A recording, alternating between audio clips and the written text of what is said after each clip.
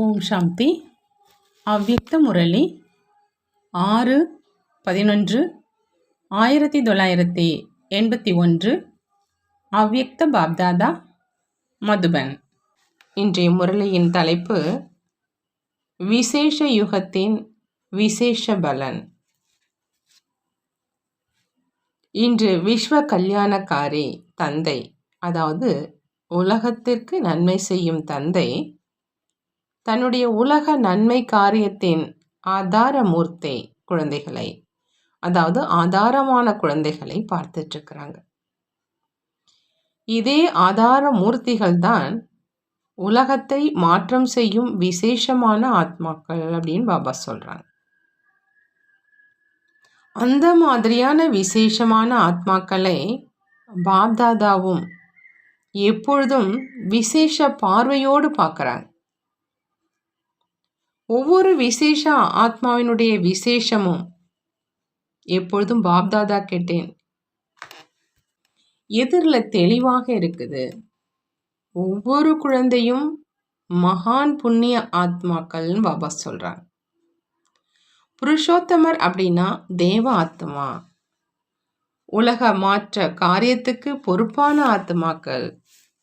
நீங்கள் ஒவ்வொருவரும் தன்னை அந்த மாதிரி புரிந்து நடந்துக்கிறீங்களா அப்படின்னு கேட்குறாங்க பாபா.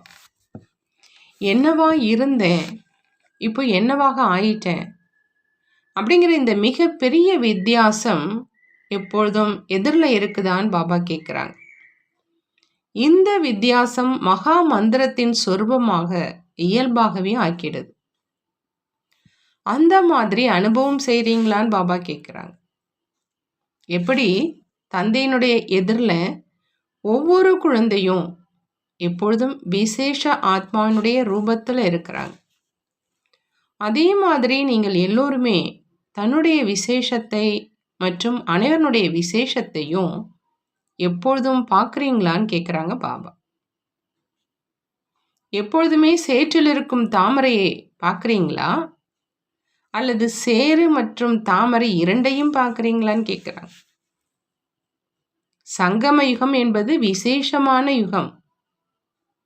மேலும் இந்த விசேஷ யுகத்துல விசேஷ ஆத்மாக்கள் உங்கள் அனைவருக்குமே விசேஷ பங்கு இருக்குது. ஏன்னா நீங்கள் அனைவரும் பாப்தாதாவினுடைய சகயோகிகள். விசேஷ ஆத்மாக்கள் செய்யும் காரியம் என்ன? தன்னுடைய விசேஷம் மூலமா விசேஷ காரியத்துல இருப்பது. அதாவது தன்னுடைய விசேஷத்தை மனதில் மட்டும் அல்லது வாய் மூலம் மட்டும் வர்ணனை செய்யறது அல்ல, ஆனால் விசேஷத்தின் மூலமா ஏதாவது விசேஷ காரியம் செய்து காண்பிப்பது. இதுதான் விசேஷ ஆத்மாக்களினுடைய காரியம்.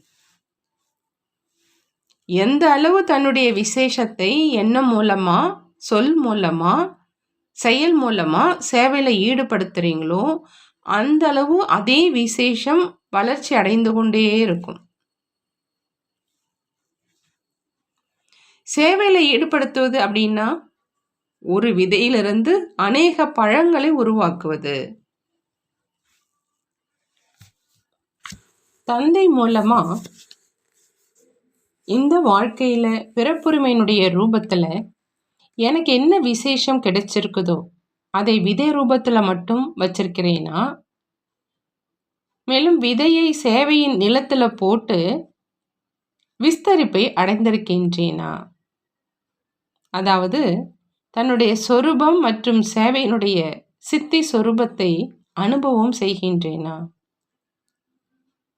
பாப்தாதாவோ அனைத்து குழந்தைகளின் விசேஷத்தின் எதிர்காலத்தின் ரேகையை பிறந்த உடனேயே போட்டுட்டார். பிறந்ததிலிருந்தே ஒவ்வொரு குழந்தையின் நெற்றியில விசேஷத்தினுடைய அதிர்ஷ்ட நட்சத்திரம் மின்னிக்கொண்டுதான் இருக்குது. எந்த ஒரு குழந்தையும் இந்த அதிர்ஷ்டத்திலிருந்து வஞ்சிக்கப்படல. நீங்க அதிர்ஷ்டத்தை எழுப்பி விட்டுத்தான் வந்திருக்கீங்க. பிறகு ஏன் வேற்றுமை ஏற்பட்டுடுது பாபா கேட்குறாங்க. சிலர் இந்த வரதானம் அப்படிங்கிற விதையை அதிர்ஷ்டத்தினுடைய விதையை மற்றும் பிறப்புரிமை அப்படிங்கிற விதையை விஸ்தாரத்துல கொண்டு வராங்க. சிலர் விதையை காரியத்துல கொண்டு வராத காரணத்தினால சக்தியற்ற விதையாக ஆக்கிடுறாங்க. எப்படி விதையை சரியான நேரத்துல காரியத்துல கொண்டு வரல அப்படின்னா பலன் அப்படிங்கிற பழம் கொடுக்கும் விதையாக அது ஆகிறது கிடையாது. பிறகு சிலர் என்ன செய்யறாங்க, விதையை சேவை என்ற நிலத்தில் போடவும் செய்யறாங்க. ஆனா பழம் தருவதற்கு முன்னாடியே மரத்தை பார்த்து நான் விதையை காரியத்தில் ஈடுபடுத்திட்டேன் அப்படின்னு அதே குஷியை அடைஞ்சிடுறாங்க. இதனுடைய ரிசல்ட் எப்படி இருக்கும்? மரம் வளர்ந்துடுது, கிளைகள் சிறு கிளைகள்லாம் உருவாகுது. ஆனா மரம் மட்டும்தான் வளருது, பழம் தர்றது கிடையாது, அதாவது பலன் தர்றது கிடையாது. பார்ப்பதற்கு மரம் மிக அழகாக இருக்கும், ஆனா பழம் தர்றது கிடையாது. அதாவது என்ன விசேஷம் பிறப்புரிமையினுடைய ரூபத்துல கிடைச்சிருக்குதோ அதிலிருந்து அவங்களே வெற்றி அப்படிங்கிற அந்த ரூபத்தின் பழத்தை அடையிறது கிடையாது. மேலும் மற்றவர்களையும் அந்த விசேஷத்தின் மூலமா வெற்றி சொரூபமா ஆக்க முடியறதில்லை. விசேஷம் அப்படிங்கிற அந்த விதையின் மிக உயர்ந்த பழம் அப்படின்னா அது திருப்தி. ஆகையினால இன்றைய நாட்கள்ல பக்தர்கள் சந்தோஷிமாவினுடைய பூஜையை அதிகம் செய்கிறாங்க. அப்படி திருப்தியாக இருக்கணும் மற்றும் அனைவரையும் திருப்திப்படுத்தணும். இதுதான் விசேஷ யுகத்தின் விசேஷ பலன்னு பாபா சொல்றாங்க. நிறைய குழந்தைகள் அந்த மாதிரி பழம் கொடுப்பவர்களாக ஆகிறது இல்லைங்கிறாங்க பாபா. மரத்தை வளர வச்சே, அதாவது சேவையை விஸ்தாரம் செஞ்சிடுறாங்க. ஆனா திருப்திங்கிற பழம் தராத மரம் எதற்கு பிரயோஜனமாகும்? ஆகையினால விசேஷத்தின் வரதானம் அப்படிங்கிற விதைக்கு அனைத்து சக்திகளிங்கிற நீரை ஊற்றினா பழம் தருவதாக ஆயிடும். இல்லை அப்படின்னா நல்லா வளர்ந்துருக்கும், மரமும் அப்பப்போ வரும் புயல்னால ஆடி ஆடி சில நேரம் சில கிளை, சில நேரம் வேறு கிளை அப்படின்னு ஒடிஞ்சிக்கிட்டே இருக்கும். மரம் இருக்கும், ஆனா காய்ந்து போன மரமா இருக்கும். ஒரு பக்கம் காய்ந்த மரம், அதுல முன்னேறி செல்வதற்கான ஊக்கம், உற்சாகம், குஷி, ஆன்மீக போதை என்று எந்த ஒரு பசுமையுமே இல்லை. விதையிலும் பசுமை இல்லை, மரத்திலும் பசுமை இல்லை. இப்போ விசேஷ ஆத்மாக்களுடைய சம்பந்தம் மற்றும் தொடர்புல எப்பொழுதும் இருக்கிறீங்க.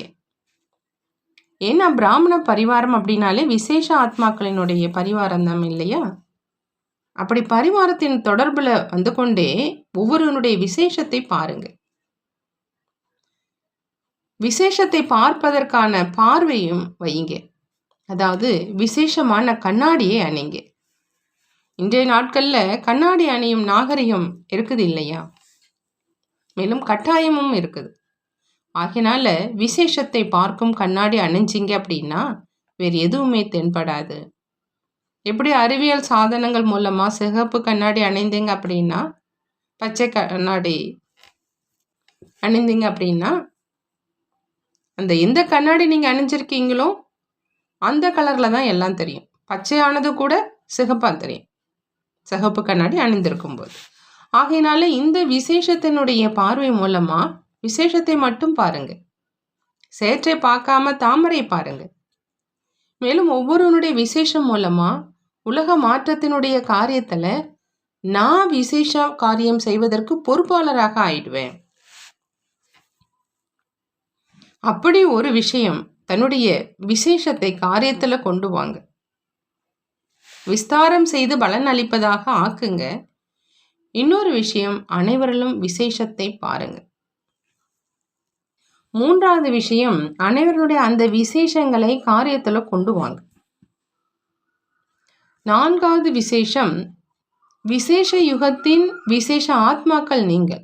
ஆகையினால எப்பொழுதும் விசேஷமான எண்ணம், விசேஷமான சொல் மற்றும் விசேஷமான செயல்தான் செய்யணும். அப்போ என்ன ஆகும்? விசேஷமான நேரம் உங்களுக்கு கிடைச்சிரும் இல்லையா?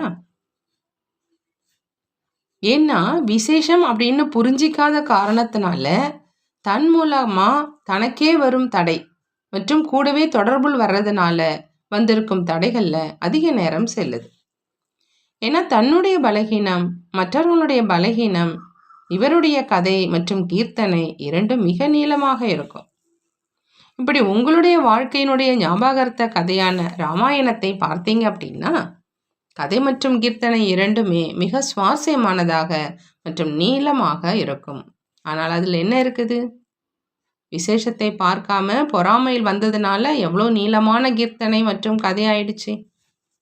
அப்படி விசேஷத்தை பார்க்காததுனால லட்சுமி நாராயணனுடைய கதைக்கு பதிலாக ராமரனுடைய கதையாக ஆயிடுது. மேலும் இதே கதை கீர்த்தனையில தன்னுடைய சேவையினுடைய நேரத்தை வீணாக இழக்கிறீங்க. இன்னும் மகிழ்ச்சியூட்டும் விஷயம் செய்கிறீங்க. தனியாக மட்டும் கீர்த்தனை கதை செய்யறது கிடையாது. ஆனால் கீர்த்தன் மண்டலியையும் தயார் செய்கிறீங்க. ஆகையினால இந்த வீணான கீர்த்தனை கதையிலிருந்து நேரம் மிச்சப்படுத்துவதின் காரணமா விசேஷ நேரமும் கிடைச்சிருது. அப்படி என்ன செய்ய வேண்டும், என்ன செய்யக்கூடாது புரிஞ்சுக்கிட்டீங்களா அப்படின்னு பாபா கேட்குறாங்க. எப்படி இன்றைய உலகத்தில் யாருக்காவது பக்தியினுடைய பலனை அடையுங்க, சகஜ ராஜயோகி ஆகுங்க அப்படின்னு சொன்னீங்க அப்படின்னா எதில் அதிக ஆர்வம் வைக்கிறாங்க? பக்தியினுடைய கதை கீர்த்தனையில் அதிக ஆர்வம் வைக்கிறாங்க இல்லையா? அது மனதை மகிழ செய்யும் விஷயம் அப்படின்னு நினைக்கிறாங்க. அதே மாதிரி சில விசேஷ ஆத்மாக்கள் கூட ராம கதையின் மண்டலியில் அல்லது கீர்த்தன் மண்டலியில் மிக மனமகிழ்வதற்கான விஷயம் இருக்குதுன்னு நினைக்கிறாங்க. அந்த மாதிரி நேரத்தில் அந்த ஆத்மாக்களிடம் இந்த கீர்த்தனை செய்வதை விடுங்க, அமைதியாக இருங்க அப்படின்னு சொன்னீங்கன்னா ஏற்றுக்கொள்ள மாட்டாங்க. ஏன்னா சமஸ்காரம் உருவாகி இருக்குது இல்லையா? இப்போ இந்த கீர்த்தன் மண்டலியை முடிவு கட்டுங்க. புரிந்ததா? விசேஷ ஆத்மாக்களினுடைய சபையில் அமர்ந்திருக்கீங்க. மேலும் குரூப்பும் விசேஷமானது. இருவர்களுமே ஆசனத்தில் அமர்ந்திருப்பவங்க தான். ஒன்று பிரவேசம் செய்த ஆசனம், இன்னொன்று ராஜ சிம்மாசனம். இது ராஜ்யத்தினுடைய சாவி கிடைப்பதற்கான ஆசனம், அதாவது கல்கத்தா. இது ராஜ்யம் செய்வதற்கான ஆசனம், அதாவது டெல்லி. அப்படி இரண்டுமே ஆசனமாக ஆயிடுச்சு இல்லையா? அப்படி இரண்டிற்கும் விசேஷம் இருக்குது இல்லையா? சாவி கிடைக்கல அப்படின்னா ராஜ்யமும் செய்ய முடியாது. ஆகையினால விசேஷத்தை மறக்கக்கூடாது அப்படிங்கிறாங்க பாபா. நல்லது. அந்த மாதிரி எப்பொழுதும் விசேஷத்தை பார்க்கும், விசேஷத்தை காரியத்தில் ஈடுபடுத்தும், விசேஷ நேரத்தை சேவையில் ஈடுபடுத்தி சேவையினுடைய பிரத்யக்ஷ பலன் அப்படிங்கிற பழத்தை அருந்தும் எப்பொழுதும் திருப்தியான ஆத்மாவுக்கு எப்பொழுதும் திருப்தியினுடைய கரணங்கள் மூலமா அனைவரையும் திருப்திப்படுத்தும் அந்த மாதிரி விசேஷ ஆத்மாக்களுக்கு பாப்தாதாவின் அன்பு நினைவுகள் மற்றும் நமஸ்காரம் செய்கிறாங்க. நாமும் நம்மளுடைய பாப்தாதாவுக்கு அன்பு நினைவுகள் மற்றும் நமஸ்காரம் செய்வோம். பாட்டிகளோடு அவ்யக்த பாப்தாதாவினுடைய சந்திப்பு. பாபா கேட்குறாங்க, சப்தத்திலிருந்து விலகி செல்வதற்கான முறையை தெரிஞ்சிருக்கீங்களா அப்படின்னு. அசரீரி ஆகிறது அப்படின்னா சப்தத்திலிருந்து விலகி சென்றுறது. உடல் இருக்குது அப்படின்னா சப்தம் இருக்குது. உடல்ல இருந்து விலகிட்டீங்க அப்படின்னா அமைதி. அமைதியினுடைய சக்தி எந்த அளவு மகானாக இருக்குது, இதனுடைய அனுபவிகள் தான் நீங்கள் இல்லையா? அமைதியினுடைய சக்தி மூலமா உலகினுடைய படைப்பை செஞ்சிட்ருக்கீங்க. அறிவியலினுடைய சக்தி மூலம் விநாசம் மற்றும் அமைதியினுடைய சக்தி மூலம் ஸ்தாபனை. பாபா கேட்குறாங்க, நான் என்னுடைய அமைதியினுடைய சக்தி மூலமா ஸ்தாபனுடைய காரியம் செஞ்சிட்ருக்கேன் அப்படின்னு நினைக்கிறீங்களா? நான் தான் ஸ்தாபனை காரியத்துக்கு பொறுப்பாளராக இருக்கிறேன் அப்படின்னா நீங்கள் அமைதி ரூபத்தில் நிலைத்திருந்தாதான் ஸ்தாபனுடைய காரியம் செய்ய முடியும். ஒருவேளை நீங்களே குழப்பத்துல வரீங்க அப்படின்னா, ஸ்தாபனை காரியம் வெற்றி அடையவே முடியாது. உலகத்துல அனைத்தையும் விட மிக விருப்பமான ஒண்ணு அமைதி தான். இதுக்காக பெரிய பெரிய மாநாடுகளை எல்லாம் கூட்டுறாங்க. அனைவருடைய லட்சியமே அமைதியை பெறுவதுதான். இதுதான் எல்லாத்தையும் விட பெரியமானதாக இருக்குது மற்றும் இதுதான் சக்திசாலியானதா. மேலும் நீங்கள் அமைதியோ என்னுடைய இயற்கை குணம் அப்படின்னு நினைக்கிறீங்க. எவ்வளோ சப்தத்தில் வர்றது சுலபமாக இருக்கோ அந்த அளவு ஒரு நொடியில சப்தத்தை விட்டு விலகி செல்லணும். எதற்கான பயிற்சி இருக்குதா கேட்குறாங்க பாபா. நீங்க அமைதி சக்தியினுடைய அனுபவியான்னு கேட்குறாங்க. எப்படிப்பட்ட அமைதியற்ற ஆத்மாவுக்கும் சாந்த சொரூபமாக்கி சாந்தியினுடைய கிரணங்கள் கொடுத்தீங்க அப்படின்னா அசாந்தியானவரும் சாந்தியாக்கிடுவாங்க. சாந்தி சொரூபத்தில் இருப்பது அப்படின்னா அனைவருக்கும் சாந்தியினுடைய கிரணங்களை கொடுப்பது. பக்தர்கள் சாந்தி தேவா அப்படின்னு சொல்லி நினைவு செய்கிறாங்க இல்லையா. தேவன் அப்படின்னா கொடுக்கிறவங்க. எப்படி சாந்தியினுடைய வள்ளல் என்று தந்தையினுடைய மகிமை இருக்குது, அதே மாதிரி நீங்களும் சாந்தி தேவா, அதாவது பாபானுடைய குழந்தைகள் இல்லையா. இதுதான் அனைத்தையும் விட மிகப்பெரிய மகாதானம். எங்க அமைதி இருக்குமோ அங்க அனைத்து விஷயங்களும் இருக்கும். அப்படி நீங்கள் அனைவரும் சாந்தி தேவா, அமைதியற்ற சூழ்நிலையில் இருந்து கொண்டே தானும் சாந்த சொருபம் மற்றும் அனைவரையும் சாந்தமாக்க கூடியவங்க. எது பாப்தாதாவினுடைய காரியமோ அதுவே குழந்தைகளுடைய காரியம். பாப்தாதா அமைதியற்ற குழந்தைகளுக்கு அமைதி கொடுக்கறாங்க அப்படின்னா குழந்தைகளும் ஃபாலோ ஃபாதர் செய்யணும். பிராமணர்களுடைய தொழிலே இதுதாங்கிறாங்க பாபா. அடுத்து பாபா சொல்றாங்க, பிராமணர்களுடைய விசேஷ காரியம் ஞான சூரியனாக ஆகி முழு உலகத்துக்கும் அனைத்து சக்திகளுடைய கிரணங்களை கொடுப்பது. மாஸ்டர் ஞான சூரியனாகி முழு உலகத்துக்கும் அனைத்து சக்திகளினுடைய கிரணங்களை கொடுப்பது. இதுதான் பிராமணர்களுடைய விசேஷ காரியம். அனைவரும் உலகத்துக்கு நன்மை செய்பவராக ஆகி உலகத்துக்கு அனைத்து சக்தியினுடைய கிரணங்களை கொடுக்கிறீங்களா? நீங்கள் மாஸ்டர் ஞான சூரியன் இல்லையா. சூரியன் என்ன செய்து தன்னுடைய கிரணங்கள் மூலமா உலகை ஒளிமயமாக ஆக்குது. நீங்கள் அனைவரும் கூட மாஸ்டர் ஞான சூரியனாகி அனைத்து சக்திகளினுடைய கிரணங்களை உலகத்துக்கு கொடுத்துக்கிட்டே இருக்கீங்களா? முழு நாள்ல இந்த சேவைக்காக எத்தனை மணி நேரம் கொடுக்குறீங்க? பிராமண வாழ்க்கையில விசேஷ காரியமே இதுதான். மற்றவை ஒரு காரணத்திற்காக செய்யப்படுபவை. பிராமண வாழ்க்கை மற்றும் பிராமண ஜென்மம் கிடைத்திருப்பது எதற்காக? உலக நன்மை காரியம் செய்வதற்காக. அப்படின்னா எப்பொழுதுமே இந்த காரியத்துல பிஸியாக இருக்கீங்களா அப்படின்னு கேட்குறாங்க. யார் இந்த காரியத்துல முழுமையாக ஈடுபட்டிருக்காங்களோ அவங்க எப்பொழுதுமே தடையற்றவர்களாக இருப்பாங்க. எப்போ புத்தி ஒரு காரியம் செய்யாம வீணாக இருக்குதோ அப்போ தடை வருது. எப்பொழுதும் பிஸியாக இருந்தீங்க அப்படின்னா நீங்களே தடையற்றவராக மற்றும் மற்றவர்களுக்காகவும் விக்ன விநாசக், அதாவது தடைகளை அழிப்பவராக இருப்பீங்க. பாபா சொல்றாங்க, விக்ன விநாசக்கிடம் ஒரு பொழுதும் விக்னம் அதாவது தடை வர முடியாது. அடுத்து பாபா சொல்றாங்க, சங்கம யுகத்துல பிராமணர்களுடைய விசேஷ ஸ்தானம் பாப்தாதாவினுடைய இதய சிம்மாசன். பாபா கேட்குறாங்க, அனைவரும் தன்னை பாப்தாதாவினுடைய இதய சிம்மாசனதாரின்னு அனுபவம் செய்றீங்களா? அந்த மாதிரி சிரேஷ்டமான ஸ்தானம் இந்த முழு கல்பத்துல ஒருபொழுதுமே கிடைக்காது.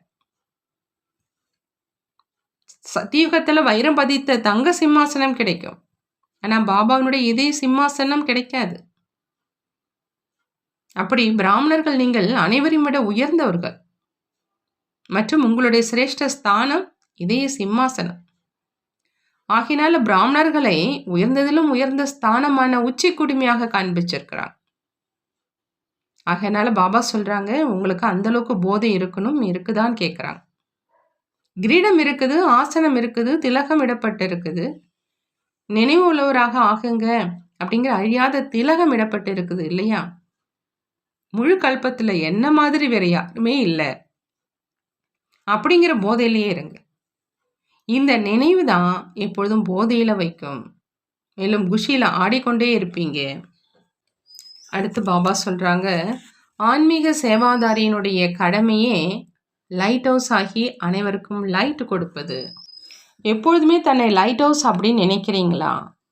லைட் ஹவுஸ் அப்படின்னா ஜோதியினுடைய வீடு. அந்த அளவு அளவற்ற ஜோதி, அதாவது லைட் இருக்கணும். அதன் காரணமா உலகினுடைய லைட் ஹவுஸ் ஆகி எப்போதும் லைட் கொடுத்து கொண்டே இருக்கணும். லைட் ஹவுஸில் எப்போதும் லைட் இருக்கவே இருக்கும். அதனால்தான் லைட் கொடுக்க முடியுது. ஒருவேளை லைட் ஹவுஸ் அதுவே லைட் இல்லாமல் இருக்குது அப்படின்னா மற்றவங்களுக்கு எப்படி கொடுக்க முடியும்? வீட்டில் அனைத்து சாதனங்களும் ஒன்றாக இருக்கும். அப்படி இங்கேயும் லைட் ஹவுஸ் அப்படின்னா எப்பொழுதும் லைட் சேமிப்பாகி இருக்கணும். லைட் ஆகி லைட் கொடுப்பது தான் பிராமணர்களுடைய தொழில்.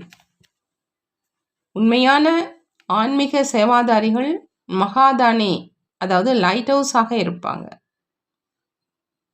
வள்ளலினுடைய குழந்தைகள் வள்ளலாக இருப்பாங்க. பெறுபவர்களாக மட்டும் இல்லாமல் கொடுப்பவர்களாகவும் இருப்பாங்க. எவ்வளோ கொடுப்பீங்களோ அந்த அளவு இயல்பாகவே அதிகரிச்சுட்டே இருக்கும். அதிகரிப்பதற்கான வழியை தான் கொடுப்பதுங்கிறாங்க பாபா. அடுத்து பாபா சொல்றாங்க, அனைத்து வரதானங்களினால் நிரம்பியவர் ஆவதற்கான காலம் இந்த சங்கமேகம்தான். இந்த உயர்ந்த காலத்தின் மகத்துவத்தை மற்றும் காலத்தினுடைய வரதானத்தை தெரிஞ்சிருக்கீங்க இல்லையா? முழு கல்பத்துடைய வரதானி காலம் எது அப்படின்னா இந்த சங்கமயுகம் தான். அப்படின்னா இந்த வரதான காலத்தின் தன்னை வரதானங்கள்லாம் நிரம்பியவராக ஆக்கியிருக்கீங்களா அப்படின்னு பாபா கேட்குறார். ஏன்னா உருவாக்குபவர் மூலமா வரதானங்களுடைய களஞ்சியம் நிரம்பியும் இருக்குது, மேலும் திறந்ததாகவும் இருக்குது. யார் எவ்வளவு விரும்புகிறீங்களோ அந்த அளவு தன்னை அனைத்தும் நிரம்பியவராக ஆக்க முடியும். அந்த மாதிரி நிரம்பியவராக ஆக்கியிருக்கீங்களா அப்படின்னு கேட்குறாங்க பாபா. சிறிதளவு பொக்கிஷம், அந்த சிறிதளவிலேயே திருப்தி ஆகாதீங்க. பெறுவது அப்படின்னா சிறிதளவு கிடையாது, முழுமையாக பெறணும். யார் அதிகாரி ஆத்மாக்களாக இருப்பாங்களோ அவங்க சிறிதளவில் குஷி அடைய மாட்டாங்க. ஆகணும் அப்படின்னா நம்பர் 1 ஆகணும், பெறணும் அப்படின்னா முழுமையாக பெறணும். அதே மாதிரி லட்சியம் மற்றும் லட்சணம் இரண்டும் சமமாக இருக்கட்டும். எப்பொழுதும் ஒவ்வொரு விஷயத்தினுடைய சமநிலை மூலமாகத்தான் தந்தை மூலமாகவும் பிறர் அனைவர் மூலமாகவும் ஆசீர்வாதம் கிடைச்சிக்கிட்டே இருக்கும் மற்றும் ஆனந்தம் நிறைந்த வாழ்க்கை உருவாகிடும். பேலன்ஸ் வச்சு பிளஸ்ஸிங் பெறுவது மற்றும் பிளஸ்ஸிங் கொடுப்பது அப்படிங்கிற இந்த முக்கியமான பரிசை மதுபனிலிருந்து பெற்று செல்லணும். இதுதான் இங்கே உள்ள புத்துணர்வுங்கிறாங்க பாபா. நல்லது. பாபா வரதானம் கொடுக்குறாங்க. மன்மனா பவ அப்படிங்கிற விதி மூலமா மன ரசனையின் நிலையை அனுபவம் செய்யும் மற்றும் செய்விக்கும் அனைத்து பந்தனங்களிலிருந்து விடுபட்டவராகுக. அனைத்து பந்தனங்களிலிருந்து விடுபட்டவராக ஆகணும் அப்படின்னா பாபா சொல்றாங்க, மன்மனா பவ அப்படிங்கிற அந்த விதி மூலமா மன ரசனையினுடைய நிலையை அனுபவம் செய்யணும் மற்றும் மற்றவங்களுக்கும் செய்விக்கணும். அப்பதான் அனைத்து பந்தனங்களிலிருந்து விடுபட்டவங்களாக ஆகலாம். எந்த குழந்தைகள் இரும்பு சங்கிலிகள் மற்றும் மெல்லிய நூல்களின் பந்தனத்தை துண்டித்து பந்தனமற்ற நிலையில் இருக்கிறாங்களோ அவங்க கலியுகத்தின் ஸ்தூல பொருட்களின் மீது இருக்கிற ஆர்வம் மற்றும் பற்றிலிருந்து விடுபட்டுடுறாங்க. அவங்கள தேக அபிமானம் மற்றும் தேகத்தின் பழைய உலகத்தின் எந்த ஒரு பொருளும் சிறிதளவும் கூட கவர்ந்து இழுப்பது கிடையாது. எப்பொழுது எந்த ஒரு இந்திரியத்தின் சுவையில், அதாவது அழியும் சுவையினுடைய பக்கம் ஈர்ப்பு இல்லையோ, அப்பொழுது ஆன்மீக அதீந்திரிய சுகம் மற்றும் மன ரசனையின் நிலையின் அனுபவமாகுது. இதற்காக நிரந்தரமான மன்மனாபவ என்ற நிலை வேணும். ஸ்லோகன்: எந்த சேவையில அனைவரின் ஆசீர்வாதங்களோடு குஷியினுடைய அனுபவமாகுதோ அதுதான் உண்மையான சேவை. உண்மையான சேவை அப்படிங்கும்போது எல்லாருடைய ஆசீர்வாதத்தோடு குஷி அனுபவமாகும். இந்த முரளினுடைய சாரத்தை பார்க்கலாம். பாப்தாதா இந்த சங்கம யுகம் அப்படிங்கிறது விசேஷமான யுகம். இந்த விசேஷமான யுகத்துல குழந்தைகள் உங்க ஒவ்வொருத்தவங்களுக்கும் விசேஷமான பலன் உங்களுடைய முயற்சியினுடைய அடிப்படையில் கிடைக்குதுங்கிறார். நீங்க புருஷோத்தமர்கள், தேவ ஆத்மா, உலக மாற்ற காரியத்துக்கு பொறுப்பான ஆத்மா. உங்கள் அனைவருக்குமே விசேஷமான பங்கு இந்த விசேஷமான யுகத்துல இருக்குது. எந்த அளவு நீங்க தன்னுடைய விசேஷத்தை எண்ணம், சொல், செயல்ல, சேவையில ஈடுபடுத்துறீங்களோ அந்த அளவு அதே விசேஷம் வளர்ச்சி அடைஞ்சுக்கிட்டே இருக்கும். அந்த விசேஷங்கிற விதையினுடைய மிக உயர்ந்த பழம்ங்கிறது திருப்தி. ஆகையினால நீங்க திருப்தியா இருக்கணும் மற்றும் எல்லாருமே திருப்தி படுத்தணும். இதுதான் இந்த விசேஷ யுகத்தினுடைய விசேஷ பலன்னு பாபா சொல்றாங்க. அப்படி திருப்தியை கொடுக்கல அப்படின்னா திருப்தி கொடுக்காத அந்த மரம் பிரயோஜனமே கிடையாது. ஆகையினால இந்த விசேஷத்தின் வரதானம் விதைக்கு அனைத்து சக்திகளினுடைய நீரை ஊத்துங்க. அப்போ அது பழம் தருவதாக ஆயிடும். பாபா சொல்றாங்க, பரிவாரத்தின் தொடர்புல வந்துட்டே நீங்க ஒவ்வொருத்தவங்களுடைய விசேஷத்தை பாருங்க. விசேஷமான கண்ணாடியை அணைஞ்சு விசேஷத்தை பார்ப்பதற்கான பார்வையை வைங்கிறாங்க. நீங்க பொறுப்பாளர். ஒவ்வொருவனுடைய விசேஷம் மூலமா உலக மாற்றத்தினுடைய காரியத்துல நான் விசேஷ காரியம் செய்வதற்கு பொறுப்பாளர் அப்படிங்கிறத நீங்க உணரணும். அதுக்கு முதல்ல ஒரு விஷயம் தன்னுடைய விசேஷத்தை காரியத்துல கொண்டு வரணும். அந்த விஸ்தாரம் செஞ்சு பலன் அளிப்பதாக ஆக்கணும். இன்னொன்னு எல்லார்கிட்டையும் விசேஷத்தை பார்க்கணும். அடுத்து மூணாவது எல்லாருடைய அந்த விசேஷங்களை காரியத்துல கொண்டு வரணும். நான்காவது நீங்க இந்த விசேஷமான யுகத்தினுடைய விசேஷமான ஆத்மாக்கள். ஆகையினால எப்பொழுதுமே விசேஷ எண்ணம், விசேஷ சொல், விசேஷ செயல் செய்யணும். அப்போ என்ன ஆகும்? விசேஷ நேரம் தானே உங்களுக்கு கிடைக்கும். நீங்க ஸ்தாபன காரியம் செய்யக்கூடிய ஆத்மாக்கள். அதனால குழப்பத்துல இருக்கக்கூடாது. இந்த ஸ்தாபனை காரியம் வெற்றி அடையணும் அப்படின்னா அமைதியினுடைய ரூபத்தில் நிலைத்திருக்கணும். அமைதியற்ற ஆத்மாக்களுக்கு சாந்த சொரூபமாக ஆகி சாந்தியினுடைய கிரணங்களை நீங்க கொடுத்தீங்க அப்படின்னா அப்படி அசாந்தியாக இருக்கிறவங்களும் சாந்தியாக ஆயிடுவாங்க. ஆக நீங்க சாந்தி சொரூபத்துல இருந்து சாந்தியினுடைய கிரணங்களை கொடுக்கணும். சாந்தி சொரூபமா இருக்கிறது அப்படின்னா எல்லாருக்குமே சாந்தியினுடைய கிரணங்களை கொடுப்பதுன்னு அர்த்தம். பாப்தாதா என்ன காரியம் செய்யறாங்களோ அதுதான் குழந்தைகளுடைய காரியம். பாப்தாதா அமைதியற்ற ஆத்மாக்களுக்கு அமைதி கொடுக்கறாங்க. ஆகையினால குழந்தைகள் நீங்களும் அந்த காரியம்தான் செய்யணும் அப்படிங்கிறாங்க பாபா.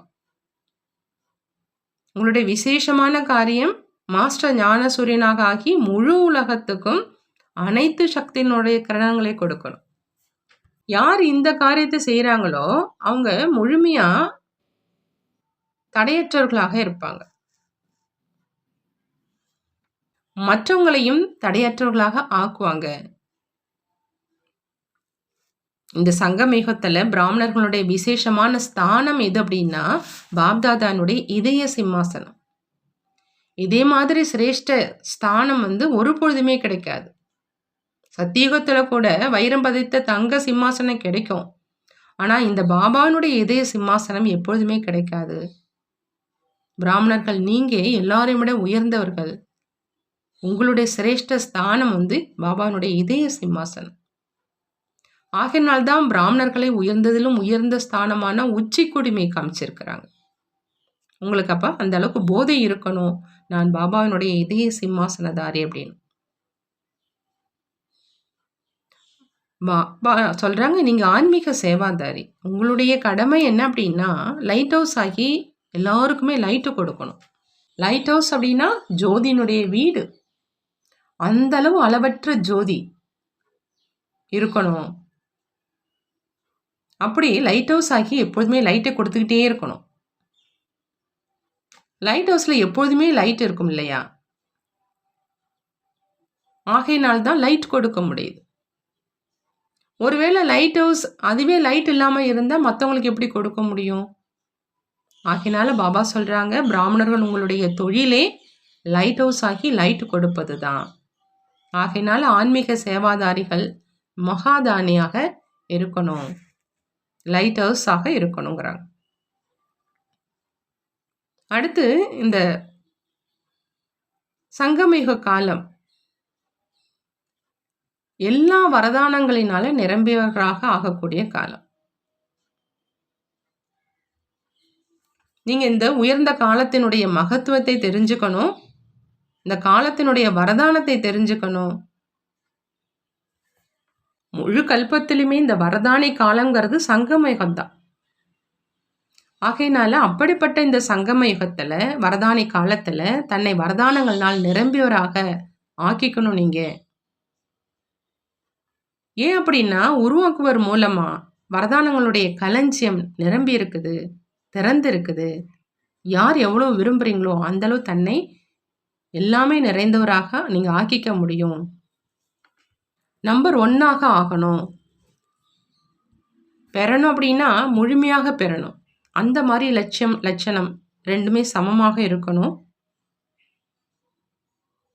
எப்பொழுதுமே ஒவ்வொரு விஷயத்தினுடைய சமநிலை மூலமாகத்தான் தந்தை மூலமாகவும் பிறர் அனைவர் மூலமாகவும் ஆசீர்வாதங்கள் கிடைச்சிக்கிட்டே இருக்கும். அப்பேற்பட்ட அந்த ஆனந்தம் நிறைந்த வாழ்க்கை உருவாகிடும். பாபா சொல்றாங்க, மதுபன்ல இருந்து இந்த பரிசை நீங்க பெற்றுட்டு போகணும். அதாவது சமநிலை வச்சு ஆசீர்வாதத்தை பெறணும் மற்றும் ஆசீர்வாதத்தை கொடுக்கணும். இதுதான் முக்கியமான பரிசு. இந்த பரிசை மதுபன்ல இருந்து நீங்க பெற்றுட்டு போகணும். இதுதான் உங்களுக்கு இங்க கிடைக்கக்கூடிய புத்துணர்வு அப்படிங்கிறாங்க. பந்தனத்திலிருந்து விடுபடணும் அப்படின்னா மன்மனா பவங்கிற விதி மூலமா மனரசனுடைய நிலையை நீங்க அனுபவம் செய்து செய்விக்கணும் அப்படிங்கிறாங்க வரதானத்துல. உண்மையான சேவை என்னன்னு பாபா சொல்றாங்க ஸ்லோகன்ல, எல்லோருடைய ஆசீர்வாதங்களோடு நீங்க குஷியினுடைய அனுபவம் செய்யணும். இதுதான் உண்மையான சேவைங்கிறாங்க. நல்லது. ஓம் சாந்தி. நன்றி பாபா, நன்றி.